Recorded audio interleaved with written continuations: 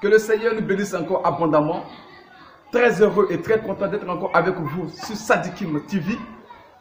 Et bien évidemment pour répondre à certaines questions, comme toujours les gens ont l'habitude de me poser. Aujourd'hui, ce ne sont pas des musulmans ni des chrétiens qui m'ont posé une question auquel je dois répondre, mais ce sont une branche sectaire qui sont poursuivis par les flammes de l'enfer, qui m'ont posé des questions que je vais répondre. De quoi s'agit-il et de qui il s'agit? La question m'a été posée de savoir, est-ce que les bouddhistes sont sauvés? Et les personnes qui m'ont posé la question sont également ces mêmes bouddhistes qui m'ont posé la question de savoir, est-ce que eux aussi seront sauvés?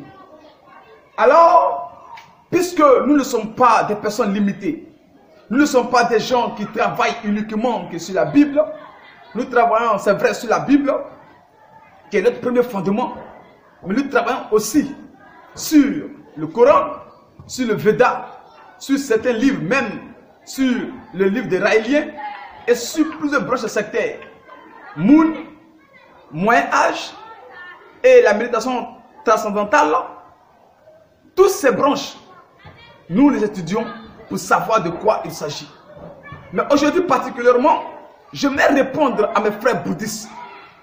Et pour être ferme sur ma réponse, je vais leur dire, ou bien je réponds à la question en disant, aucun bouddhiste, même pas Bouddha lui-même, ne peut être sauvé. Non seulement les bouddhistes ne sont pas sauvés, mais ils sont sur le chemin de la perdition. Je m'explique.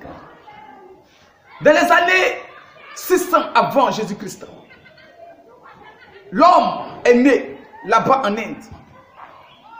Monsieur Siddhartha Gautama, du nom de Bouddha qui est connu, lorsqu'il est né, il vivait à l'aise une semaine après la mort de sa mère, donc, qui fut récupérée par donc, la sœur de sa mère, où il a été élevé, où il vivait dans un palais royal, il vit très à l'aise, où il avait tout à sa disposition.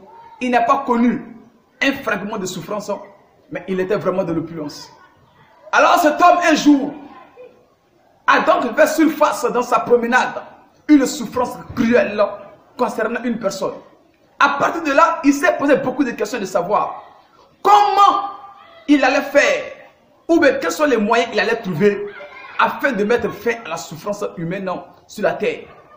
Mais pour moi, c'est une idiotie, parce que si cet homme avait la connaissance de Dieu, il aurait connaître ou bien savoir que c'est Yahweh Elohim, Dieu lui-même, qui a donc permis la souffrance sur la face de l'humanité. La souffrance est non seulement une prononciation prophétique dans son accomplissement aujourd'hui que nous vivons. Donc, aucune personne ne peut mettre fin à la souffrance, quels que soient les moyens et les méthodes qu'on peut trouver. C'est ça que monsieur Siddhartha Gautama n'a pas compris. Donc, parlons de Bouddha. Parce que lorsque Adam et Ève ont péché, la sentence liée à Adam était qu'il devrait souffrir. Et vous connaissez la suite. Alors, Bouddha, dans son ignorance, va donc se lancer dans une bataille où il sera vaincu. Parce qu'en lisant son livre, j'ai compris que Bouddha a été vaincu par lui-même, sa propre mission dans laquelle il s'est lancé. Aujourd'hui, je constate avec consternation certaines personnes qui se disent des moines ou bien des bouddhistes adorateurs de Bouddha. D'aucuns disent qu'il n'adore pas Bouddha, il le prie. D'aucuns disent que Bouddha serait un guide religieux. Une personne par qui il faut passer pour aller vers Dieu.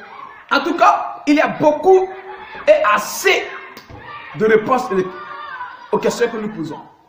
Et même sur les réseaux sociaux, des bouddhistes donnent des réponses différentes. Mais Dieu fait grâce, nous lisons les livres. Lorsque j'ai fait des recherches un peu sur le bouddhisme, j'ai compris alors, mes frères, que La première des choses que j'ai compris, selon que j'ai noté ici de mon cahier, parce que aujourd'hui ce n'est pas un enseignement complet que je vais faire. Les prochaines fois, les jours à venir, soyez connectés sur notre télévision, Sadikim TV, sur YouTube, et sur ma page Cheikh Sadikim, sur Instagram, Cheikh Sadikim TV, sur mon Facebook, Fak Sadikim. Alors, suivez-moi. Et même sur mon Twitter, Sadikim TV. Je suis toujours présent et disponible pour répondre en dehors de l'islam, des bouddhistes, tous ceux qui voudront donc me rencontrer, poser des questions et vouloir discuter, je suis prêt pour vous. Les choses que j'ai un peu énumérées ici, prouvant que les bouddhistes sont perdus, sont les suivants. Premièrement, j'ai compris que, en lisant les livres, que Bouddha n'avait pas l'intention de fonder une religion. Mais aujourd'hui, regardez un peu, même si je ne suis pas encore arrivé en Inde, mais les réseaux sociaux, la télévision et consorts nous donnent de savoir ce qui se passe dans d'autres pays. Comprenez? Alors, vous verrez les bouddhistes, les moines, ceux qui ont commencé à prendre les foi au sérieux pour adhérer à une communauté, ils vont faire ce qu'on appelle la confession de foi ou bien faire un vœu. C'est ce que nous appelons la confession de foi. Parce qu'en islam, il y a aussi la confession de foi où ils disent là, il a, Mamadou, là, sur là. Ça veut dire qu'il n'y a pas de Dieu, que Dieu seul, le Dieu unique, et Mohammed est son prophète. Mais là-bas, chez les bouddhistes, qu'est-ce qu'ils vont faire? Lorsqu'ils vont commencer à prendre leur foi au sérieux pour adhérer à une communauté, ils vont faire aussi la confession de foi en disant je me refuge, je trouve refuge sur Bouddha, à ses moines et à sa communauté. Donc à ses communautés. Ça, c'est la confession de foi. Mais la question que je me suis posée de savoir comment les humains peuvent trouver refuge en dessous et auprès d'un humain. Parce que Bouddha est un homme qui est né du chair et du sang comme nous. Mais en disant que je trouve refuge auprès de Bouddha, ça veut dire que Bouddha maintenant est placé comme un Dieu qu'on vénère. Alors que Bouddha, dans sa marche terrestre, dans son combat, parce qu'il avait une seule vision qu'il devait accomplir, trouver les moyens pour combattre et annuler, abolir la souffrance. C'est ça.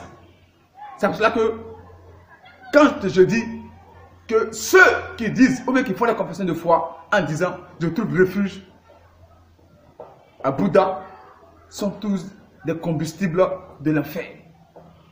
Un bouddhiste ne peut pas être sauvé. S'il est sauvé, c'est que tous les moutons seront sauvés. J'ai dit la fois dernière aux catholiques, si un seul pape est sauvé, c'est que tous les cabris vont au paradis. Voici le problème. On dit que nous sommes cruels dans nos propos, nous sommes cruels, n'est-ce pas, dans les débats, nous employons des thèmes assez farouches, mais ce n'est pas pour blesser la foi d'une personne, ce n'est pas pour piétiner la piété d'une personne, mais c'est de leur dire la vérité. Première chose, Bouddha n'a jamais eu l'intention de fonder une religion. Donc, si le bouddhisme est une religion, c'est une religion créée par Satan, une religion de l'enfer. Deuxième chose que j'ai constaté, que je note ici, que je me livre pas me perdre mes frères, est que si Bouddha n'a pas eu l'intention de fonder une religion, vous devez comprendre aussi que Bouddha n'a jamais parlé d'un créateur, ni prôné la foi en Dieu. Bouddha n'a jamais parlé d'un créateur, ni prôné la foi en Dieu. Ça veut dire, dans son parcours, si aujourd'hui, les gens prennent Bouddha pour donc un Dieu, une divinité, c'est que Bouddha n'a jamais montré aux gens qu'il y a l'existence d'un Dieu. Alors que Bouddha ne l'a jamais fait. Il n'a jamais fait mention d'un Dieu créateur ou même prenez la foi en Dieu. Bouddha n'a jamais connu Dieu. La preuve en est qu'aujourd'hui, la suite c'est quoi? Bouddha est vénéré. Donc, c'est le deuxième point. Le troisième point, avant d'aborder le quatrième point pour terminer, comme je notais ici, est de savoir, Bouddha ne voulait pas non plus être lui-même vénéré comme Dieu. Alors la question que je me suis posée, savoir, pourquoi le prier alors? Parce qu'en disant que Bouddha soit loué, c'est une forme d'adoration dédiée à Bouddha. Bouddha soit loué. Alors que Bouddha n'a jamais voulu, il n'a jamais voulu, il ne voulait même pas, vous voyez, qu'il soit vénéré comme Dieu. Mais après son départ, qu'est-ce qui s'est passé? Les moines aujourd'hui, les bouddhistes aujourd'hui, qui ont fondé une religion, qui ont formé des communautés, vous voyez, que moi j'appelle les casernes de Satan, dans lesquelles quand tu entends prier, tu sauras réellement que cela, c'est-à-dire après Satan, c'est vraiment cette religion-là qui prône et qui fait la propagation de Satan. Parce que le bouddhisme, c'est du satanisme pur. Mais regardez les manières de prier. On ne sait même pas de quoi il s'agit.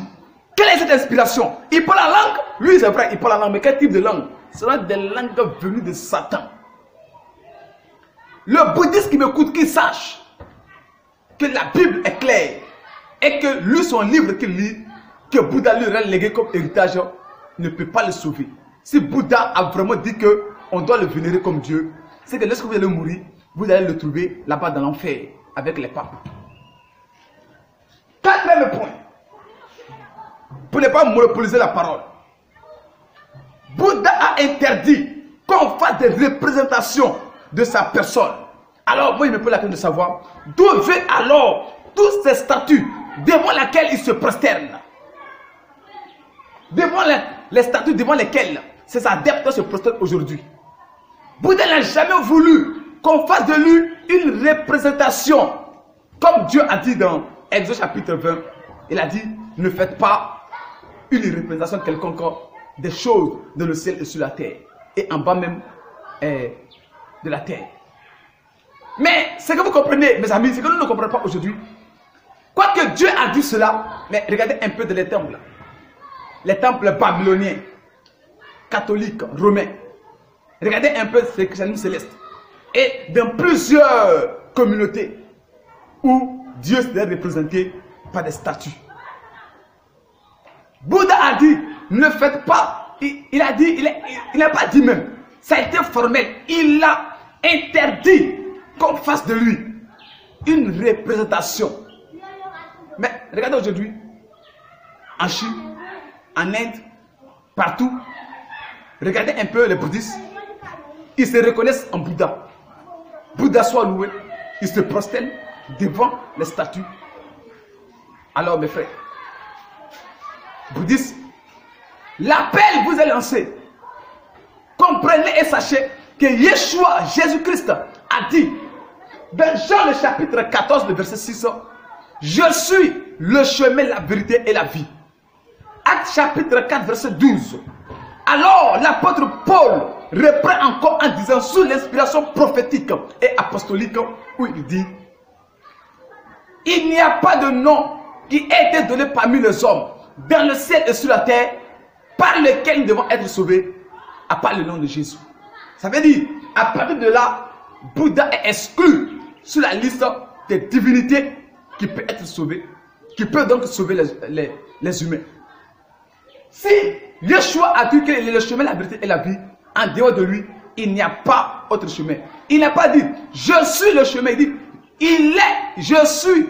Il n'a pas dit, je suis un chemin du moins, mais il dit, je suis le chemin. Ça veut dire, en dehors de lui, il n'y a pas autre chemin. C'est ce que j'ai l'habitude de dire aux mes frères musulmans, qu'en dehors de Jésus, Mohammed est un égareur. Lui là, ça veut dire que lui, il n'y a plus d'espoir pour lui. Lui, il n'y a plus d'espoir pour lui. Lui seulement, il n'y a plus d'espoir pour lui. Quelqu'un qui ne sait pas où il va, Coran 46, verset 9, il ne connaît même pas son sort qui lui a été réservé après la mort. Vous voyez? Alors que Jésus a dit quoi? Je sais d'où je suis venu et je sais où je vais. Et il a dit en Jean chapitre 14, verset 2, je vais vous préparer une place. Lorsque je finirai, je reviendrai vous chercher afin que là où je suis, vous y soyez aussi. Mais cette parole que Yeshua a dit, quel est le prophète qui est venu, Bouddha, Mohammed, qui a été digne, qui peut se proclamer digne même, qui a reçu un mandat authentique et qui peut dire de cette parole. Tout simplement dit que Jésus, lui seul, s'il a pu le dire, c'est qu'il est la seule vérité qui puisse affranchir. Alors mes frères bouddhistes et toutes les autres branches sectaires, comprenez avec moi, ceci n'est qu'une mise en scène, entrer en matière, parce qu'il faudra maintenant que vous sachiez que Sadikim TV ne traite pas simplement l'idée ou l'idéologie biblique ou coranique, mais en dehors de ces deux idéologies, nous traitons plusieurs thèmes, plusieurs branches que nous touchons, afin de les ramener aux enseignements prophétiques et apostoliques. Parce que c'est notre mission. Éphésiens chapitre 2, verset 20.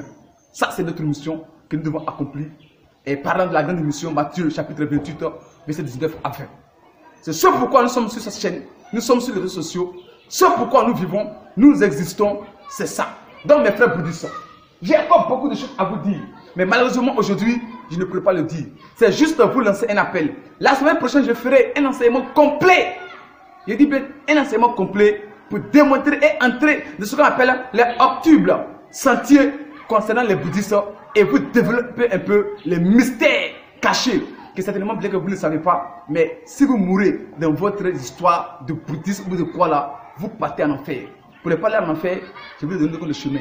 Le seul chemin à suivre, c'est Jésus-Christ de Nazareth, qui est donc le seul sauveur de toute l'humanité, reconnu en tant que Messie, et la Bible et avec le Coran. Donc, vous devez vous rallier à la foi authentique des apôtres et des prophètes pour être sauvés. Sur ce, que Dieu vous bénisse. Rendez-vous sur Sadikim TV. Soyez branchés, soyez connectés. Oh, je pense très bien que mon frère, le révérend prophète Jérémie, qui est mon compagnon de lutte, sera encore sur cette chaîne.